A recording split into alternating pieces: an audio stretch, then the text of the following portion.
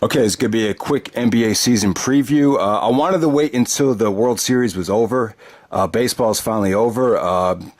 Congratulations to the Red Sox. They put away the Dodgers in 5 games. Red Sox were just by far the better team. That lineup was just too good. And hopefully it just sends a message to all of baseball that, relying on the home runs just doesn't win the World Series.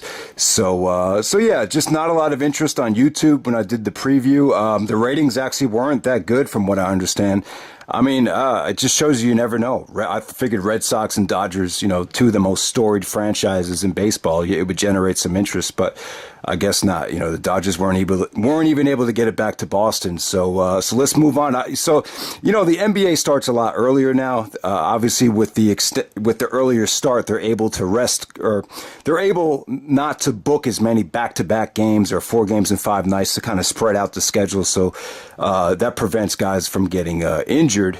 And so I understand it, but I'm in favor of the season not starting until November 2nd, early November. That's just how I grew up watching the league. So it just, once baseball is over, you just look so much more forward to the start of basketball season. But the season's already underway. So I have a little bit of a taste of what's going on now. So maybe this will make for a better video instead of, having a totally fresh start to the season. So yeah, the most important thing that happened this offseason was LeBron James going to the Los Angeles Lakers. My feelings on it were I was happy for Magic Johnson. Magic is the president of basketball operations over there. He's a big inspiration in my life. So I was happy for him. I always root for Magic. I love seeing his smile and his winning attitude. It's very infectious. So I'm happy in that regard. LeBron, I think he's around better talent too. He's in a tougher conference. The Western Conference is going to be very difficult. But this is definitely a more talented team than the Cleveland team. But at the same time, I think it's going to be an adjustment for LeBron, playing with multiple ball handlers, a lot of guys that want to get that assist, Rondo, Lonzo Ball. These guys can, set guys up. And it's probably going to be one of the biggest challenges of LeBron's career to try to let some of these guys kind of, develop on their own. But they've been fun to watch though. They're an explosively good offense. I've liked what I've seen so far. I like the additions that they brought in addition to guys like Lonzo Ball and Kyle Kuzma. Very, very talented team. The biggest question is defense. How are they going to stop a lot of these juggernauts out west? They've been scoring a lot, but it just seems like teams like the Spurs and the Blazers just been scoring even more than what they've been putting up, getting into the 130s, 140s. So, I still think they'll make the playoffs. I'm not going to bet against the LeBron James team making the playoffs. You always got to, kind of think what they're going to do long term here. Last year with Cleveland, LeBron made them make some really big changes before the trading deadline. Anytime you have LeBron on the team, especially at this stage of his career, it should be interesting if they decide to go all in and go for it this year. And that's maybe they will. Who knows? I could see someone like Rondo being moved before the trading deadline, but we'll see what happens. I'm sure they'll kind of beef up the team and make it better. But you probably have to wait until next summer to see a big name free agent sign with the Lakers. So I can see the Lakers getting the 5th or 6th seed at the best. And if everything goes well, if they make the team even better, I can see LeBron getting them at least to the second round. I think getting them to the conference finals, that might be too much of a tough task. But, these teams out west are all good. But, there's some of these teams out west have gotten worse, though, like the Houston Rockets, for example.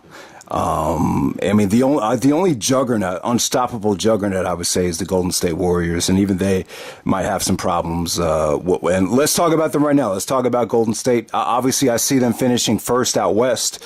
The core is pretty much intact. They got everyone coming back from Steph Curry to Kevin Durant, Draymond, Klay Thompson. The good guys are still there. The move that I didn't like, though, was bringing in DeMarcus Cousins. Obviously, DeMarcus Cousins is hurt, tore his Achilles, couldn't get a better deal, so Golden State was able to afford him with $5 million for this year.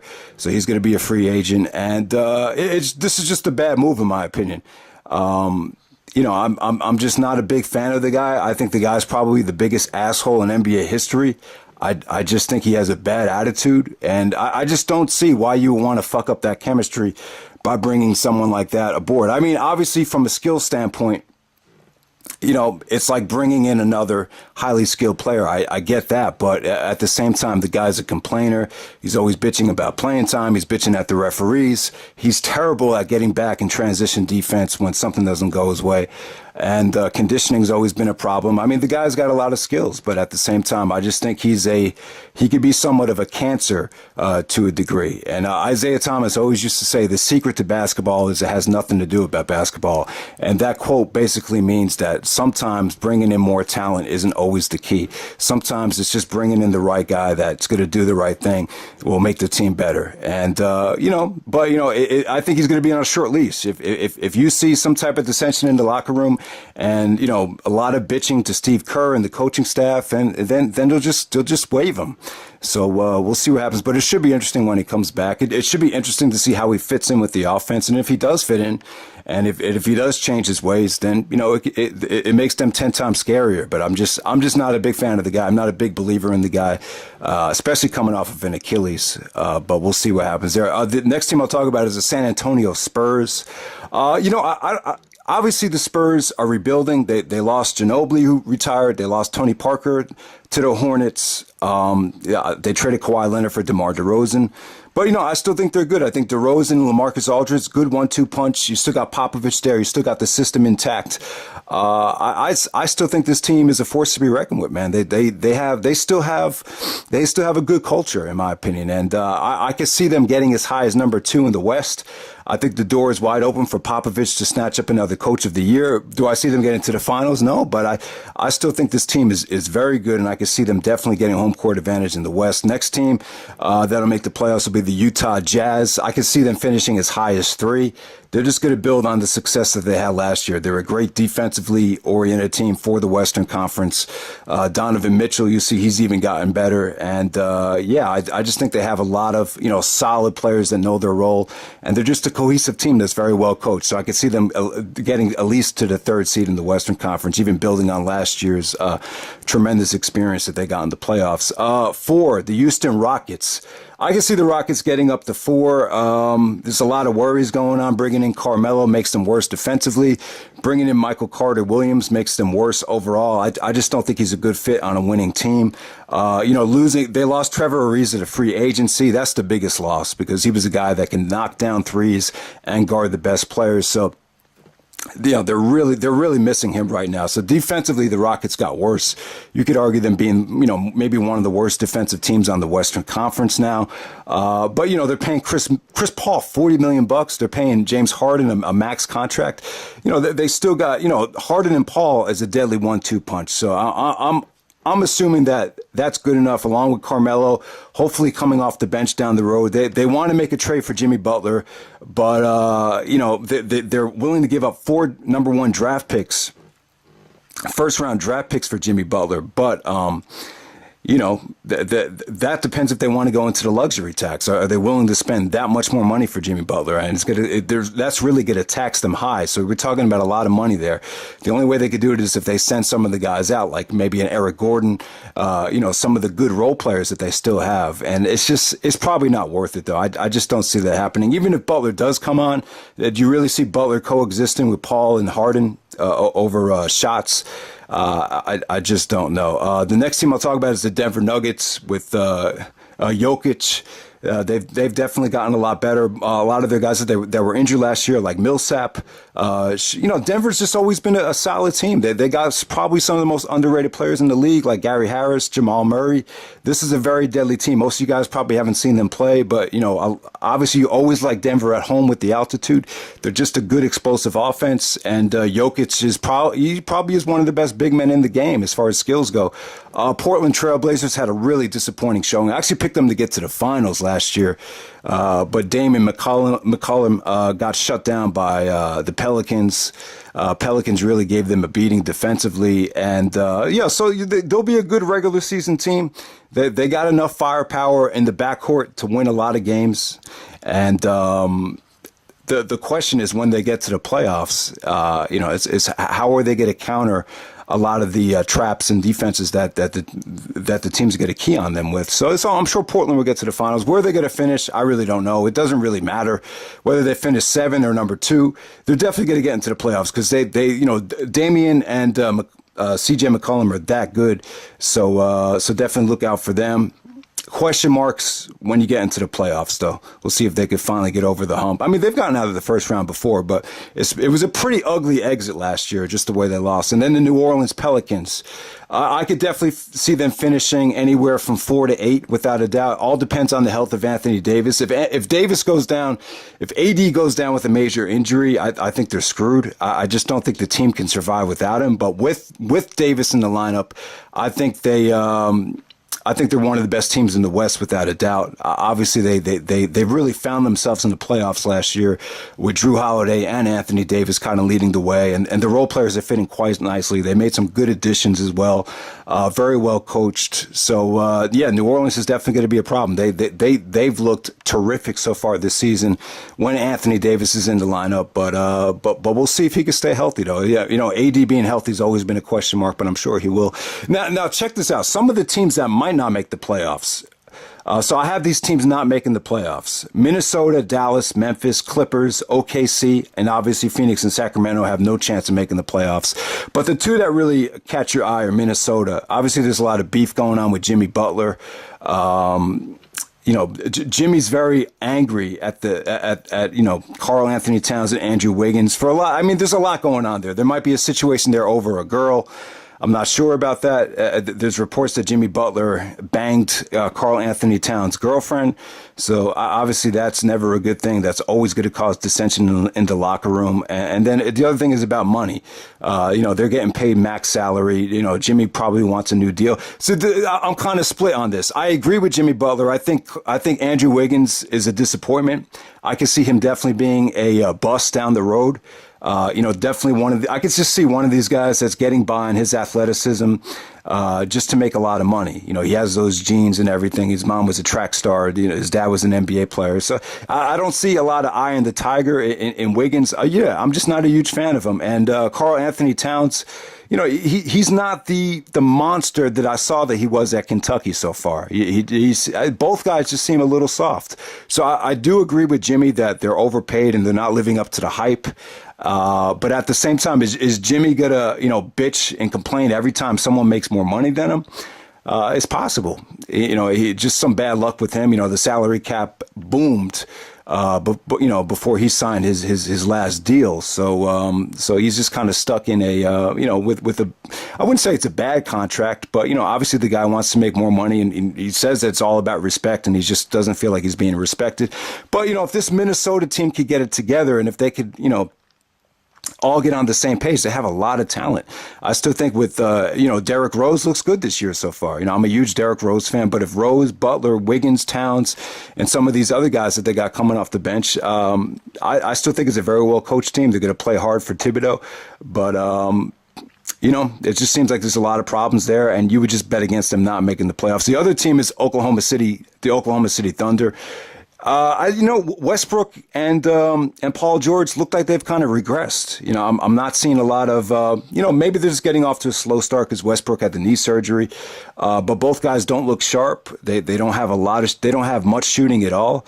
They just don't look like, the team just doesn't look like it's gotten any better to me. I mean, they finally won a game against Phoenix, but they've just gotten off to a bad start. And, if Westbrook doesn't start bringing it, I just don't know if this team can make the playoffs. There's just too much depth that I'd put ahead of them now, but we'll see what happens there. So let me quickly move along to the Eastern Conference. So Kawhi Leonard got traded to the Toronto Raptors, and Toronto looks good so far. I'll tell you, man, it seems like he's fitting in quite nicely. It seems like Kawhi is pretty much as good as he's ever been. So I can see Toronto locking up the first seed. Number 2 would be the Boston Celtics. Everyone kind of gave Boston the crown already. of the East, with Gordon Hayward coming back and Kyrie coming back, you figure they'd be amazing. But, they haven't looked good so far. They've I think the problem is you got too many guys that want to score. There's, guys like Jaylen Brown and Jason Tatum. Their ego's a little bit bigger now after the playoffs. They got a lot of experience in the playoffs. So I think you got too many guys that want to shoot the ball. And I think the bench is really the bench is really the key, because some of the scrappy guys are on that bench.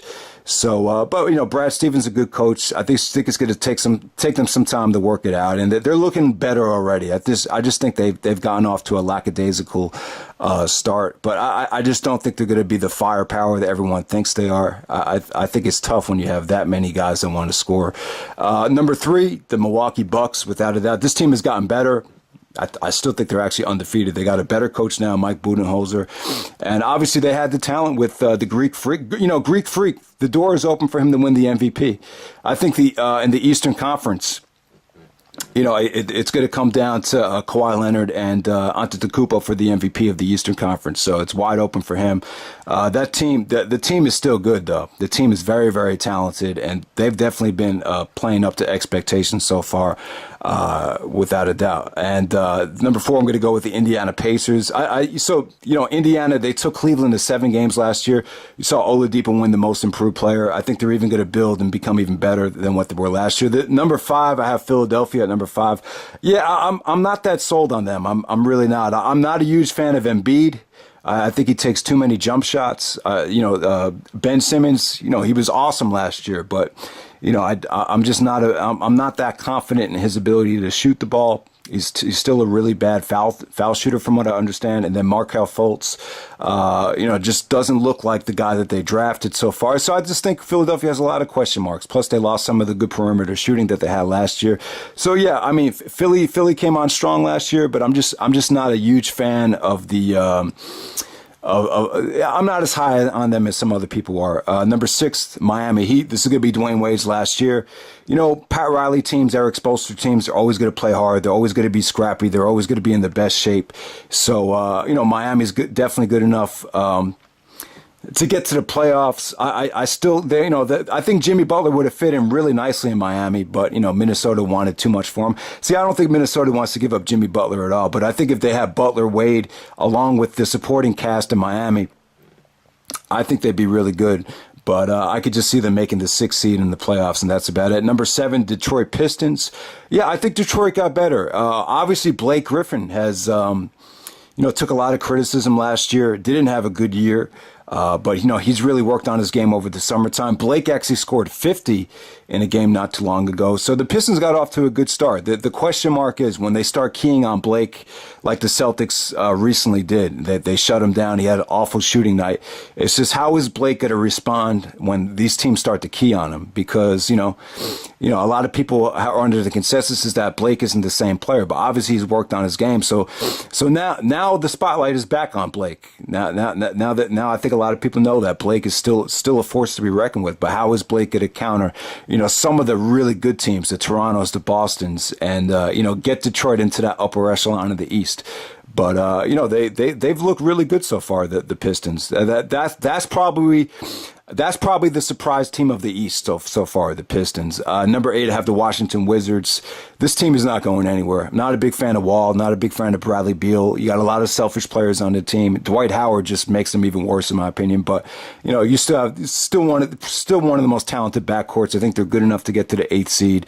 So that's pretty much it, guys. That's the NBA preview for this season. Let me know what you guys think. Let me know who would be the surprise team of the league. Let me know how far you think LeBron is going to go with the Lakers.